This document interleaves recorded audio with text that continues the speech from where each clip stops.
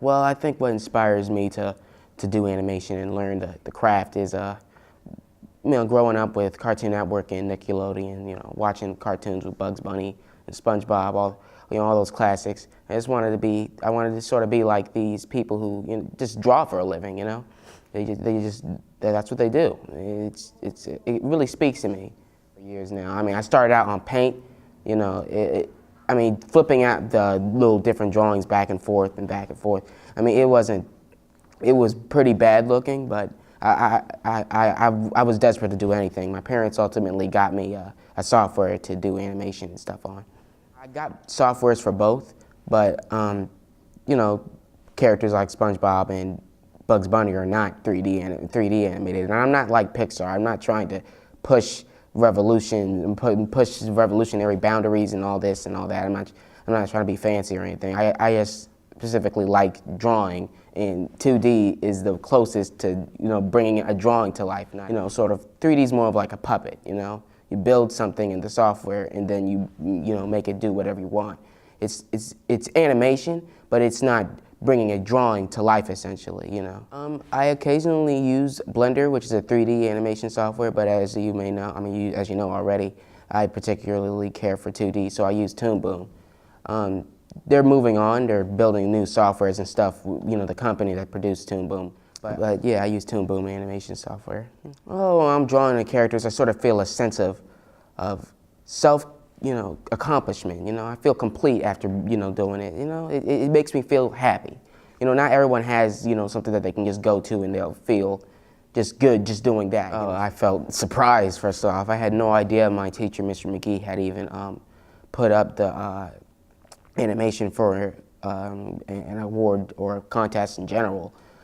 We had missed the PGCPS film festival thing, so I was like, well, I guess this is just what I made in for the greatest teen PSA, and it won first place in District of Columbia. I was surprised, and I was excited, and everyone in the family was, well done, congratulations.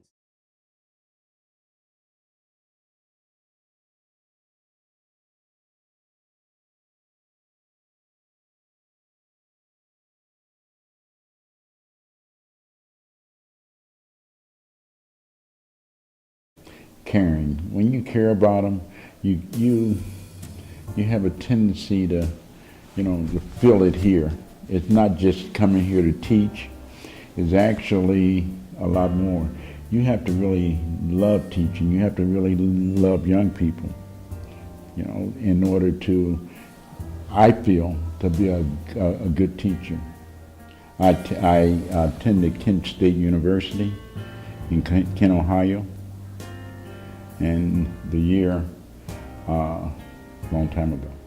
I first started off in printing, and I picked up design later, but I started in 8th grade. Well, actually, I started off as an industrial engineer in college, and I had a choice. I really liked industrial engineering. I thought that would be what I wanted to, but for blacks at the time, it wasn't as easy to get involved in that type of work. But so I went into teaching after college. Well, it's the students that really have an impact on my life. I started off teaching at a good school at John Marshall High School in Cleveland, Ohio. And the students, it's what made me really want to continue. I did get out of teaching for a while because I wanted to make some money. I picked it up in 8th grade. I think it was my second choice. Like I said, I was an industrial engineer, and that was my first choice. And when we had 9/11, when we had the bombing of the towers and so forth in New York, believe it or not, the industry changed. And a lot of companies went out. Now, it wasn't because of the bombing, but this was a time period that, a little rough graphic, things changed into digital printing.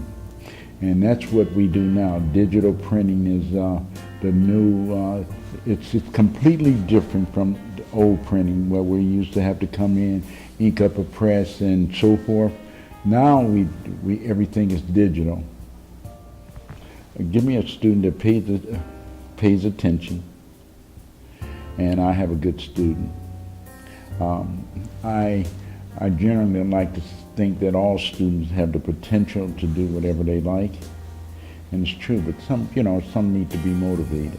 I actually have 6 years of college, which I have a master's, and but I have so many components to that. Okay, going to school, taking, like I said, lifelong learning, taking different subjects to keep up with the industry and so forth. I thank you for interviewing me, and I enjoyed.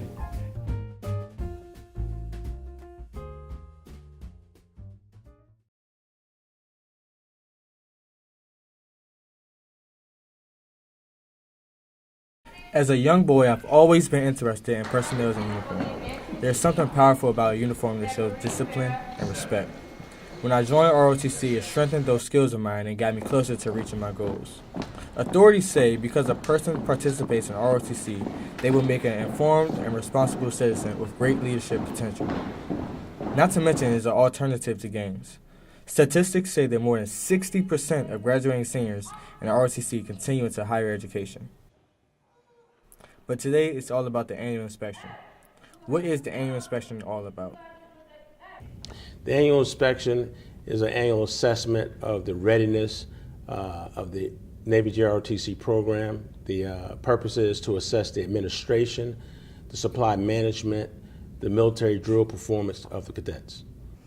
So can a student enroll in Suitland's ROTC program just as a student may enroll in the Visual Performing Arts program for a technical academy? The enrollment process for Navy JROTC is based on those that reside in the area. If someone is in a special program, they oftentimes can be part of the program through that special program. But to be in the program, come to the program just through an enrollment process directly into Navy JROTC, no, that is not allowed.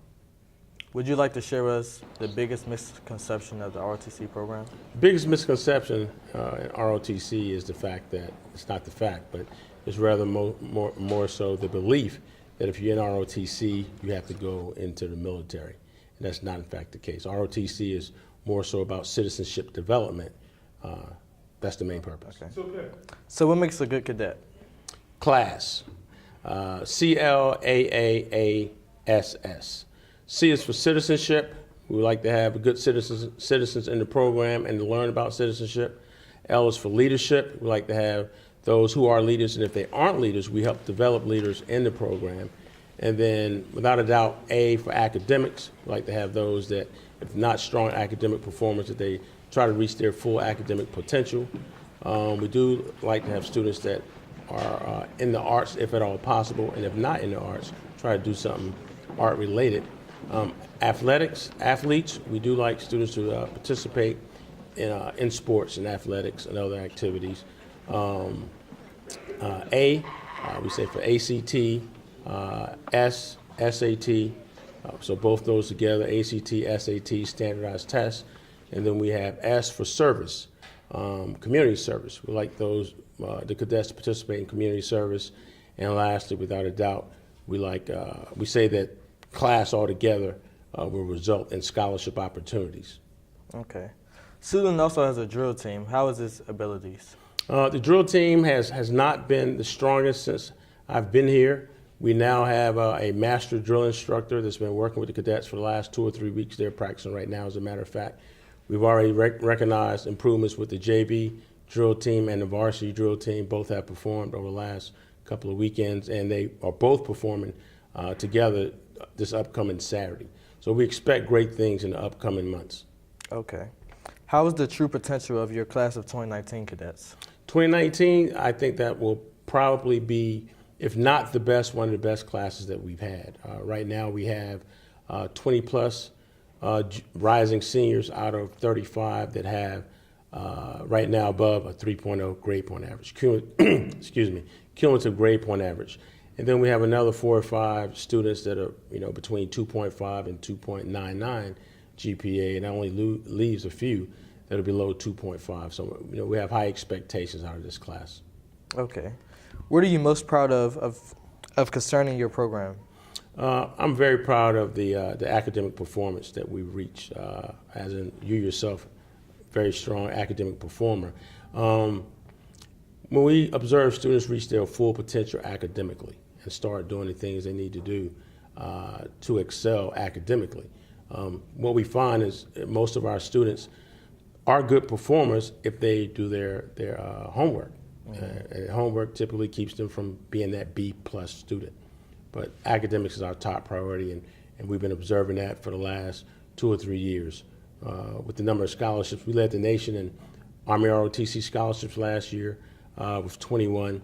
This year we hope to be near 10, and next year, that junior class, we hope to be once again up there around 20 ROTC scholarships.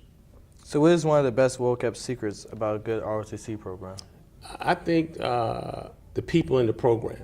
You're only as good as your people, and what we find is that when students come into the program, they're genuinely good in heart and in spirit, and if we can pull that out of them, they rise to the occasion and become good citizens, and that's what the program is about, good citizenship.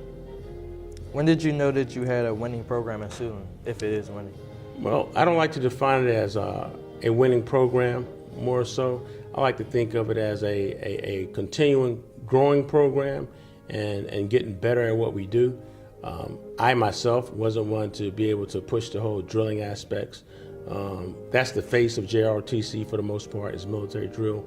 But the academics, getting the kids to perform academically over the last several years now has made us strong academically in the numbers. I must admit that when we got to having about 35 seniors on a consistent basis, we've gone from 35 seniors to 50 plus, back down to 35 plus. Then when Forestville integrated last year, excuse me, we hit 75 plus seniors, and now we're back down around 50. So we hope to maintain, 40 to 60 range as far as seniors, and I'm proud of that.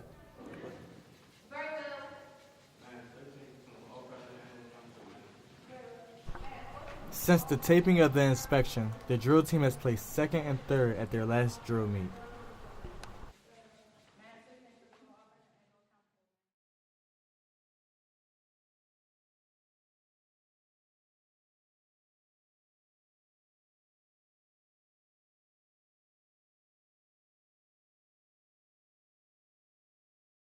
Extended the animal's life in the animal shelter. It's called our live release rate. We're at a historical numbers right now.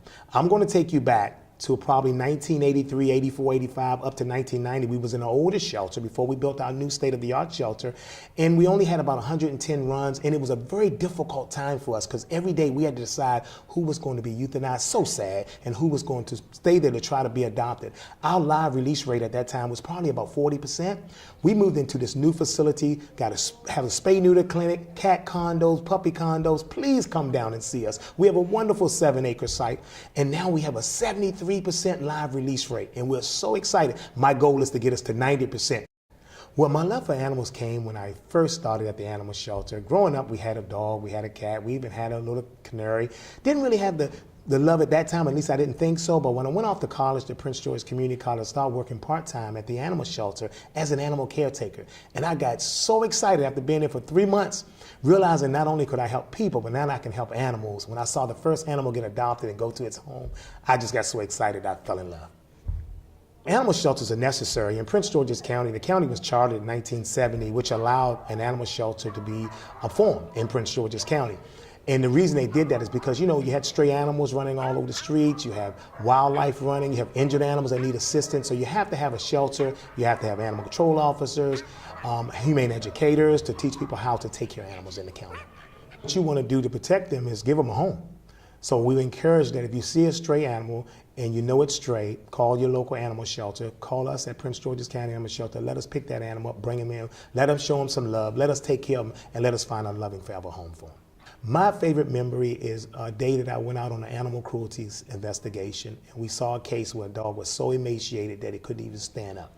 After we got that animal in our shelter, took it to the vet, we brought it back to life. We gave it a whole lot of love and attention. We kept the animal for 3 to 4 months, and when it got its new home and it left out of that shelter, it started at 60 pounds and it should have been weighing 140 pounds. When it left, it was 139 pounds, and it went to its loving forever home. To me, that animal walked out the door and turned around and looked back at us. And I tell people that all the time. He looked at us like, say, thank you. And I'm so excited. That story still sticks with me. We have a wonderful volunteer program. We have a volunteer coordinator, Miss Joanne Brown, and she does volunteer orientations at least twice, sometimes three times a month. You come in, you sign up, you do an orientation. You'll have about 2 weeks of training. Then after that, you can come in and you show us what you're interested in, walking dogs. You may want to take pictures. You want to make treats for the animals. You might want to help bathe. You might want to help groom. We have a lot of things you can do as a volunteer. So we have a wonderful program, and we encourage that. And I'm excited to say that we also do community service hours for our high school students. They can start volunteer from the age of 14 to 18 for students that's in school to earn their community service hours. We cannot treat animals like they're something that we can dispose of. We must keep animals for their lifetime. The most difficult thing for anyone that works in the animal shelter is have to euthanize an animal. Nobody wants to have to euthanize an animal. What does that mean? Put an animal to a humane death. Nobody wants to do that. That's why we want to tell everybody, please spay and neuter your animals. And I want to encourage everyone in Prince George's County, if you adopt an animal, if you get an animal from a friend, make sure you're ready to keep the animal for its lifetime. It's not like having a car where you trade it in after every 10 years. It is part of your family. It's like having a child. You don't give away your child. You don't give away your pet. So we always say, don't get an animal until you know you're ready and you want to keep it for its whole lifetime.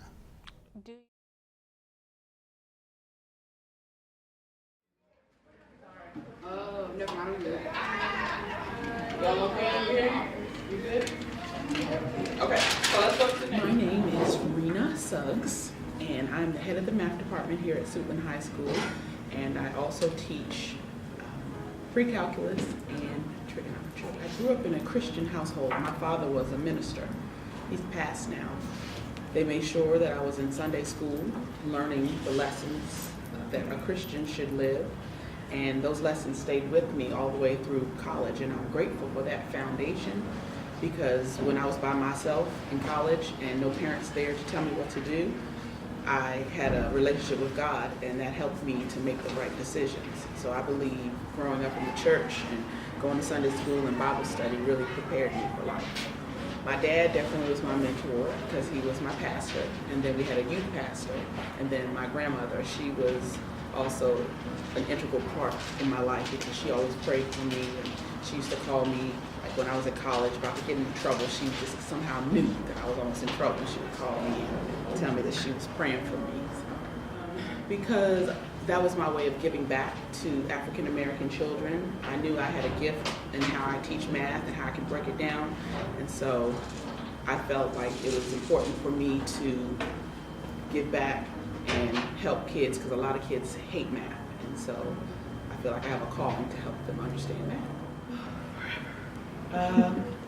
I've been teaching since 1994. That's when I graduated from college, and I got a job as soon as I came out. So 21, 22 years. Howard University. I went there for my undergraduate degree in mathematics, and then after that I went to Western Maryland College for my master's degree. When I was at Howard, I was a math tutor, and I would help the students there. And then after that, I did my student teaching at Banneker Senior High School. And so those things prepared me to teach upper level mathematics. My first teaching job was at Benjamin Banneker Senior High School in Washington, D.C. Because actually after I taught at Banneker, I taught at Benjamin Stoddard Middle School, and they were younger kids. And that was very frustrating to me because I couldn't figure out what other way to teach times tables. And so I know I needed to challenge myself and teach upper level math. And so I wanted to teach pre-cal and trig and things like that. And so Suitland High School was close to Benjamin Stoddard Middle School, which is in Temple Hills also. So I thought it was convenient and close.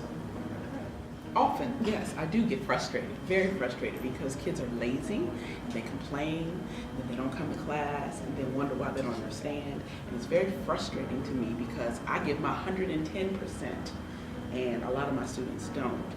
So I always get frustrated, but I always pray every morning that I don't have an attitude and that I can motivate and inspire children, because that's ultimately my goal and what I want to do.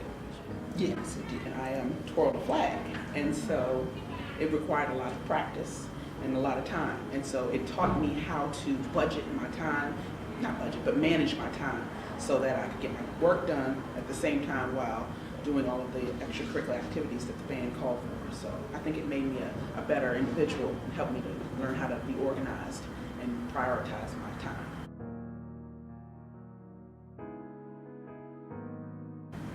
Yes. When I see the drama in the hallway and administration doesn't always do their part, and sometimes I feel not supported, I often think about leaving. But then I always have the students who come back from college and tell me how I affected their lives and how I prepared them for college. And that makes me know that I'm in the right place and I should just continue to stay here and toughen out.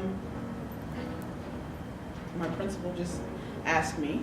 I've been the head of the math department for 10 years now. And he says that I do a good job. Sometimes I get frustrated because I don't feel like I have enough time to give to my teachers. I spend all my time with the students, and so I don't have time to go into other classrooms and give advice to teachers, and that's what I really, really want to do.